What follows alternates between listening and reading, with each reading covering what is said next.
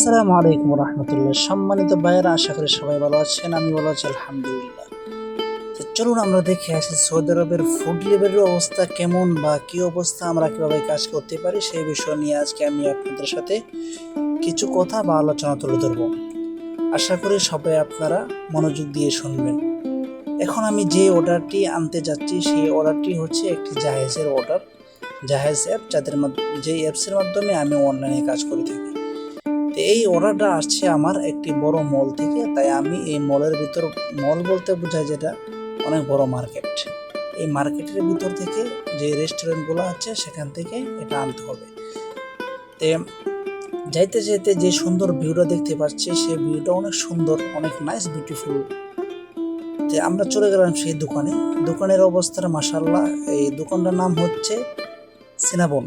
মিষ্টি জাতীয় খাবার থাকে এখানে, তাই আমরা এখান থেকে খাবারটা নেব, তাই আমরা রেস্টুরেন্টে চলে আসছি।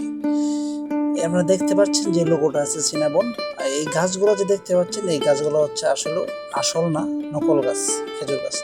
তাই আমরা অর্ডারটা নিয়ে নিলাম। এখন চলে যাব আমরা কাস্টমারকে দেওয়ার জন্য। তবে আমরা ফুল ভিডিওটা দেখাতে পারতেছি না। আপনারা যারা ফুড ডেলিভারির কাজে ইচ্ছুক বা ফুড ডেলিভারি কাজ করতে চায়, তারা আমাদের সাথে যোগাযোগ করতে পারেন, কমেন্ট বক্সে জানাতে পারেন। ইনশাল্লাহ আশা করি আমার কাছ থেকে আপনারা তথ্যটুকু পাবেন। তাই আমরা অর্ডারটি নিয়ে এখন চলে যাচ্ছি কাস্টমারের বাসায়, চলে যাব ইনশাল্লাহ।